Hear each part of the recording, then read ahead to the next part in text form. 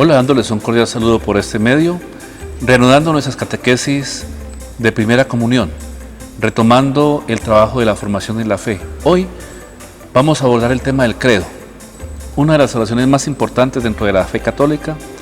Se ora en la misa cada domingo para profesar nuestra fe. Es importante descubrir que lo que los católicos creemos es la fe de siempre, el credo de la Biblia, fundamentado en la Biblia. Claro, como oyes, está fundamentado en la palabra de Dios.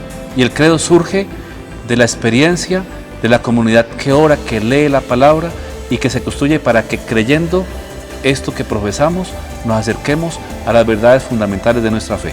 Arrancamos entonces con el credo y su significado. Creo en Dios.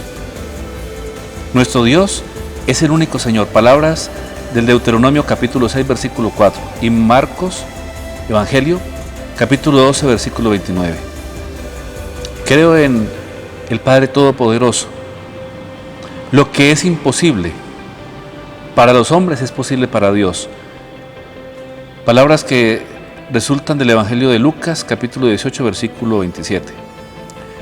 Creador del cielo y de la tierra. Dios es el comienzo de todo. Dios creó el cielo y la tierra, todo cuanto existe. Génesis, capítulo 1. Es la primera línea que encontramos en la palabra de Dios. Creo en Jesucristo. Jesucristo es el reflejo de su gloria, la imagen misma de lo que Dios es y mantiene el universo con su palabra poderosa. Esto nos lo recuerda Hebreos 1, versículo 3. Creo además en su único Hijo. Es que Dios nos amó tanto que nos dio a su Hijo único para que todo aquel que crea en Él no muera, sino que tenga vida eterna. Evangelio de Juan 3, versículo 16. Nuestro Señor, Dios lo ha hecho Señor y Mesías. O sea, creemos en Jesucristo, su único Hijo, nuestro Señor. Y esto está en Hechos 2, versículo 36, Hechos de los Apóstoles, donde dice, Dios lo ha hecho Señor y Mesías. Además creemos que Jesús fue concebido por obra y gracia del Espíritu Santo. Es aquí donde aparece el ángel. Y en el Evangelio de Lucas 1:35 dice lo siguiente, en boca del ángel, el Espíritu Santo vendrá sobre ti, y el poder del Dios Altísimo te cubrirá con su sombra. Por eso, el Hijo que va a nacer será llamado Santo e Hijo de Dios. Además creemos que Jesús nació de la Virgen María. ¿Qué nos dice la palabra de Dios? Esta vez Mateo 1, versículo 21 al 23. Y dice, dará a luz un hijo, a quien llamarán Jesús. Todo esto sucedió para que se cumpliera lo que el Señor había dicho por medio del profeta. La Virgen quedará encinta y tendrá un hijo, al que pondrá por nombre Emmanuel, que significa Dios con nosotros. Además Jesús padeció bajo el poder de Poncio Pilato. El Evangelio de Juan 19, versículos 1 al 2 refiere lo siguiente. Pilato tomó entonces a Jesús y mandó azotarlo. Los soldados trenzaron una corona de espinas, la pusieron en la cabeza de Jesús y lo vistieron con una capa de color rojo oscuro. Además, dice el credo, Jesús fue crucificado. Jesús salió cargando él mismo con la cruz para ir al lugar llamado de la calavera, que en hebreo significa Gólgota. Allí lo crucificaron y con él a otros dos, uno a cada lado. Pilato mandó poner sobre la cruz un letrero que decía, Jesús de Nazaret, Rey de los Judíos. Esto lo encontramos en el Evangelio de Juan, capítulo 19, versículos 17 al 19. Además Jesús fue muerto y sepultado. Frente a la muerte, el Evangelio de Lucas, capítulo 23, versículo 46 dice lo siguiente. Jesús gritó con fuerza y dijo, Padre, en tus manos encomiendo mi espíritu. Y al decir esto, murió. También, frente a que Jesús fue sepultado, el Evangelio de Lucas, capítulo 23, versículo 53 dice lo siguiente. Después de bajarlo de la cruz, lo envolvieron en una sábana de lino y lo pusieron en un sepulcro abierto en una peña, donde todavía no había sido sepultado nadie. Además se dice que en el credo que Jesús descendió a los infiernos. Y la primera carta del apóstol Pedro Capítulo 3, versículo 18 al 19 refiere lo siguiente: pues también Cristo, para llevarnos a Dios, murió una sola vez por los pecados, el justo por los injustos, muerto en la carne, vivificado en el Espíritu. En el Espíritu fue también a predicar a los espíritus encarcelados o presos. Además dice que Jesús al tercer día resucitó de entre los muertos. La primera carta de los Corintios 15, versículo 3 al 4, dice lo siguiente: Cristo murió por nuestros pecados, como dicen las Escrituras, que lo sepultaron y resucitó al tercer día. No quedó muerto, resurgió del poder de las tinieblas. Además dice que Jesús, lo dice el credo, subió a los cielos y está sentado a la derecha de Dios Padre Todopoderoso. El Evangelio de Marcos capítulo 16 versículo 19 enuncia lo siguiente: con esto el Señor Jesús, después de hablarles, fue elevado al cielo y se sentó a la diestra de Dios Padre. Además agrega el credo: Jesús ha de venir a juzgar a los vivos y a los muertos. ¿Qué dice el Evangelio Hechos de los Apóstoles 10:42? Enuncia lo siguiente: nos encargó predicar al pueblo y atestiguar que Dios lo ha nombrado juez de vivos y muertos. Además nosotros creemos en el Espíritu Santo. ¿Qué nos dice la palabra de Dios al respecto? La esperanza no falla, porque el amor de Dios ha sido derramado en nuestros corazones por el Espíritu Santo que se nos ha dado. Palabras de Romanos capítulo 5 versículo 5. Además creo que la iglesia es una sola.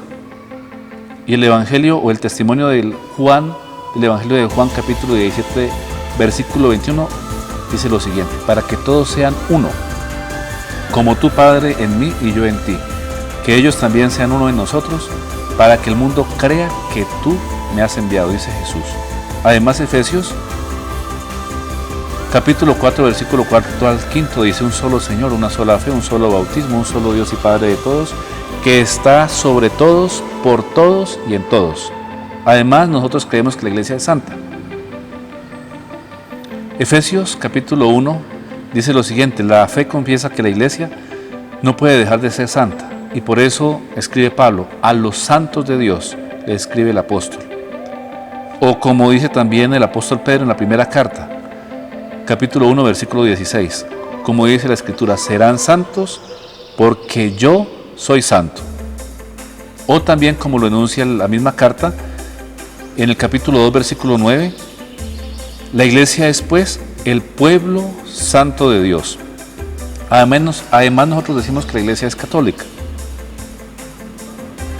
Este término sí que presenta a veces dificultades y nos miran a veces con, a veces diría yo, falta de respeto frente a la fe católica y universal.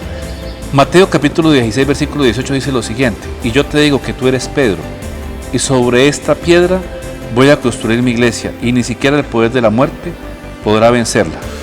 O lo que dice Mateo 28 versículo 19: porque la iglesia de Cristo ha sido enviada en misión a toda persona, a todo aquel que busca la verdad, a las personas que de una u otra manera buscan la presencia de Dios.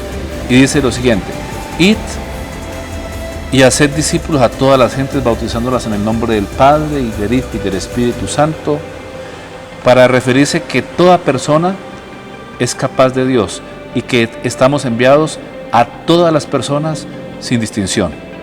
Además decimos que la iglesia es apostólica. El Señor Jesús dotó a su comunidad de una estructura que permanecerá hasta la plena consumación del reino. Ante todo, está la elección de los 12 con Pedro como cabeza. Marcos capítulo 3 versículo 3 al 15 dice: llamó a los que él quiso. Nombró a 12 a quienes nombró apóstoles para que convivieran con él y para enviarlos a predicar. Además, nosotros creemos en la comunión de los santos. Apocalipsis capítulo 7 versículo 9 dice lo siguiente: a los que tienen miedo al Apocalipsis, a leerlo, a acercarse a ese texto, miren, nunca es para asustar, al contrario, es para dar esperanza, para dar fuerza, y es un testimonio válido que hoy se levanta para iluminarnos. Y dice lo siguiente: después de esto miré y vi una gran multitud, dice el escritor sagrado, de todas las naciones, razas, lenguas y pueblos. Estaban en pie delante del trono, delante del Cordero, y eran tantos que nadie podía contarlo. O sea, muchas personas que obrando con recta intención han encontrado a Dios y están en la presencia de Él. Además, creo en el perdón de los pecados. El Evangelio de Juan capítulo 20, versículo 23 enuncia lo siguiente: a quienes perdonen los pecados, les quedarán perdonados. A quienes se los retengan, les quedarán retenidos. Creemos nosotros en la resurrección. Y si el Espíritu de aquel que resucitó a Jesús de entre los muertos habita en ustedes, aquel que resucitó a Cristo de entre los muertos dará también la vida a sus cuerpos mortales por el Espíritu que habita en ustedes. Palabras de Romanos capítulo 8, versículo 11. Y además, creemos en la vida eterna. Allí no habrá noche, no les hará falta luz de lámpara ni de sol, porque los ilumina el Señor Dios y reinarán por los siglos de los siglos. Palabras textuales de Apocalipsis capítulo 22, versículo 5. Y cerramos con el amén. El amén significa el que atestigua todo esto dice: sí, vengo pronto, así sea. Ven, Señor Jesús. Y esto está en el libro del Apocalipsis capítulo 22, versículo 20. Quiero invitarlos para que meditemos en estas verdades, para que aprendamos qué es el credo, por qué nosotros oramos el credo, porque el credo, como acaban de escucharlo, condensa estas verdades de fe contenidas en la palabra de Dios. No es un invento. El credo es una condensación o es un compendio de todo lo que está en la palabra de Dios, pero para aprenderlo de manera clara y precisa, se condensó o está contenido en el credo, para que lo ores con fe, para que lo aprendas de memoria y para que cada día te acerques y profundices en la fe católica y universal. Saludos a todos. Chao, chao.